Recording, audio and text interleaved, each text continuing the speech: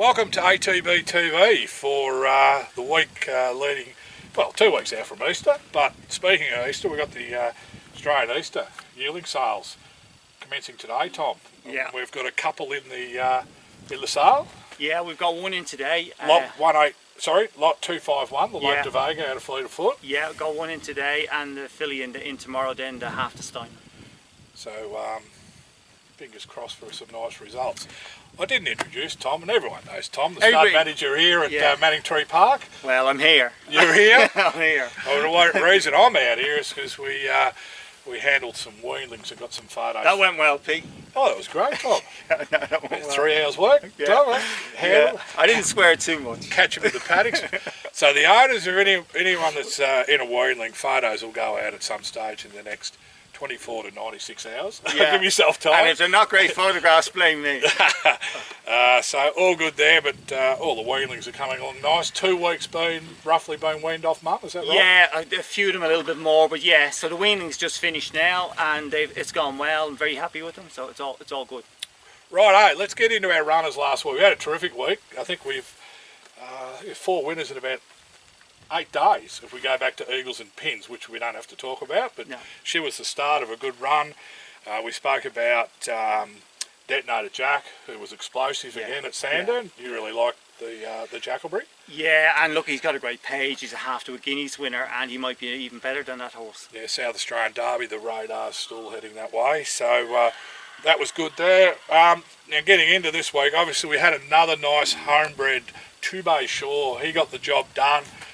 He's as raw as anything. He's still learning his caper. He had to be sort of ridden a little bit upside down to lead. Yeah, look, he did very well. Good. He did very well because it wasn't a race to suit.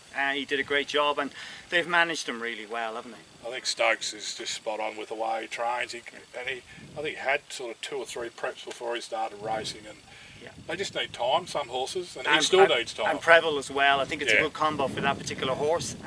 Went really well. It's interesting, every time you see track work, it's be Preble on, so I think the jocks know when they're on a horse that's got a little bit of potential, and they won't let go. So races for him coming up, I did hear Stokesy this morning, so there's a race at Caulfield and there's a Vobis Gold.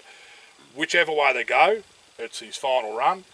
Put him out, and then set up a spring campaign, I presume, at some level. Have to still go through the benchmark system, but he's done a terrific job this prep. He has. Nice horse, and it's great because we've got a young mare coming through, and it'll help him.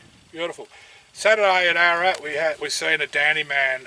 He was freshened up by Mitch. He actually went to Lucinda Dutes to do a little bit of dressage, and look, first looks at him on the track, it looks like it's helped him. He's always a horse that's had a bit of a high head carriage and wants to get the racing done, and there's reasons for that. But first up 1300, there was a bit of mid-race pressure, which wasn't ideal once he found the lead, but to Talia's hope, she didn't relent the lead, kicked up, didn't bustle him through, but just gradually got him to his top, and he was too good in the straight. Yeah, I think it's great is his will to win. He's got a great ticker, and he tries hard, and that's all you can ask of any horse. And no, they're doing a good job again, so I couldn't be happier with him. He looks like that horse is just going to be really comfortable 1400 to a mile, and that's it with him. And well, O'Reilly was a sprinter, wasn't he? Yep. And he's got an awful lot of O'Reilly in him, and I think he's got that speed.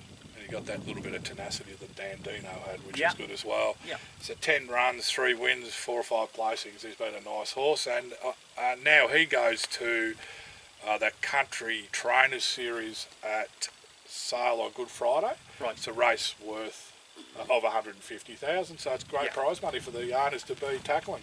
And you know he'll only run if he's happy with him. He won't run him unless he's 100%. And you know, we've mentioned the good part about this horse. He puts himself in a race, so you're feeling like you're in the race from the start, because he's a nice free rolling front runner, and he gives his all. We also, yesterday we had Midnight Hussy. It's Tuesday, if you're wondering what's going on. This will be a 2-part ATB TV as I come back to you in a second segment, knowing our runners for the weekend. But we had Midnight Hussy. She's all speed, Tom, and look, you know, she's got to settle, get breathing right, which is an issue in itself. The step up from maiden to 64, you know. You could see from the market yesterday that when the money's on, the money's on. It wasn't on yesterday. I think it was just a learning curve for everybody yesterday, and they'll go back to the drawing board. There's still some more to be done with her yet, and she's in a good stable, and they'll work her out. Yep. Today, as we sit here, we've got Owenology, who will run at Ballarat. I think it's a 1400 metre race first up. Obviously, we'll speak about him in pre-tense, and then I'll speak about him in post-tense in a couple of days. He looks well placed. He's a promising horse. Matty Williams done a terrific job with him last preparation. Finished off with a 4th on, I think it was Oaks Day. Winner of a race at Bendigo. Promising type. Expect him to run well today? Yeah, no, look, we're very lucky. We've got 3 or 4 nice young horses coming through that are all at a level, and he's one of them. He's a nice horse, and looked at his trial the other day and he was just jogging. He's a big boy. Obviously he did well in his time here spelling, and he looks like he's got back too. Like, we can only gauge on what Matty's saying in that trial, that he's come back good, and exciting times to see him today, and what he can do for the rest of the prep. I think we're in the right time of year that there's races in Adelaide if you want to go that way, if he measures up. For sure. So that's all of our, obviously Owenology hasn't run. Just going forward, the horses, and we'll speak about 3 of them in sort of tense, knowing they'll run. But there's Never Again Magnanimous Man, which is a jumper of ours. Magnanimous Man might just have a flick around in a 2400 metre race, getting ready for May.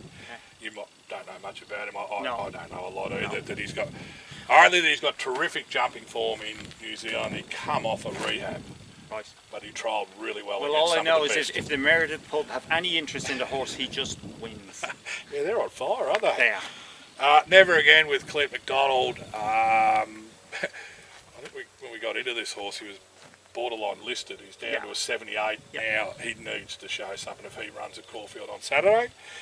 The 3 that I know will be running is one, Paul Bugger, who's probably near the end of his career, but he's had no hope or no luck since he went to Queensland. It's Mr. Moneybags. I think he brought all the rain. He did. If he can get a track that's okay, he's in a 78, but it's hard to be tipping him with any confidence now. It is, but if the real Mr. Moneybag does turn up at any stage, you'd have to have a dollar on it.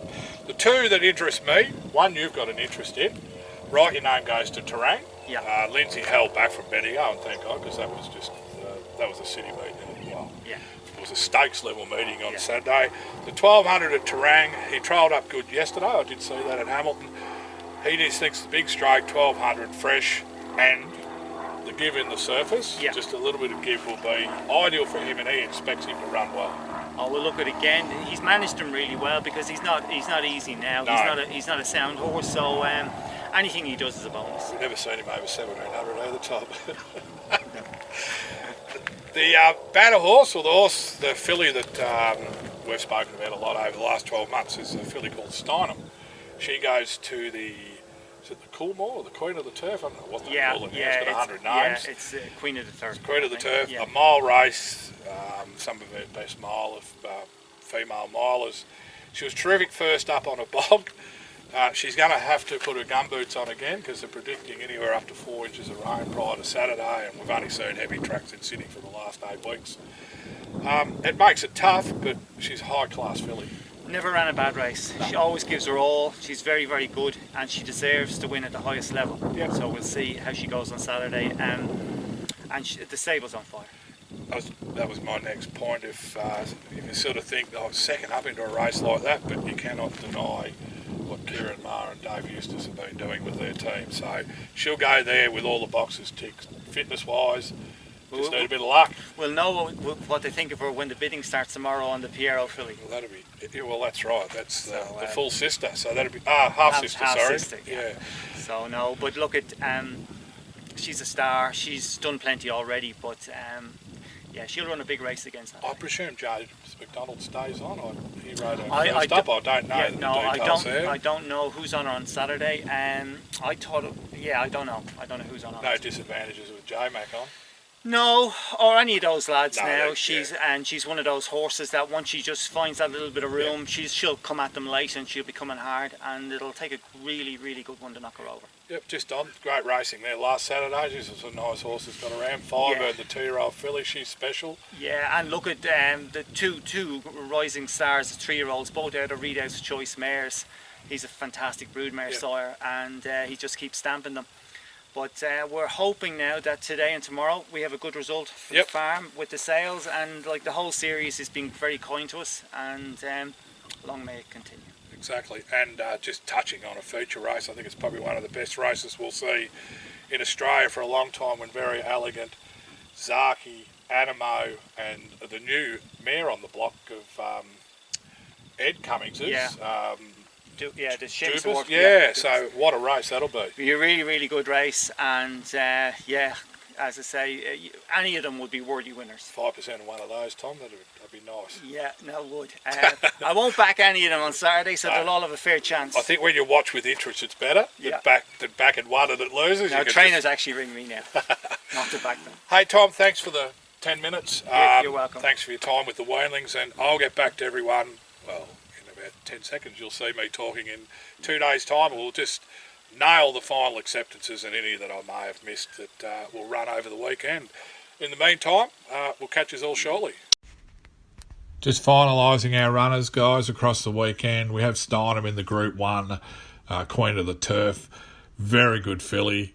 This is a tough race. This is the the top-notch female milers, and look, she's been very good when she has gone to this level. First up, she was good. It is another step up. Tommy Berry rides from an awkward gate, but at $21, she's a great each-way hope.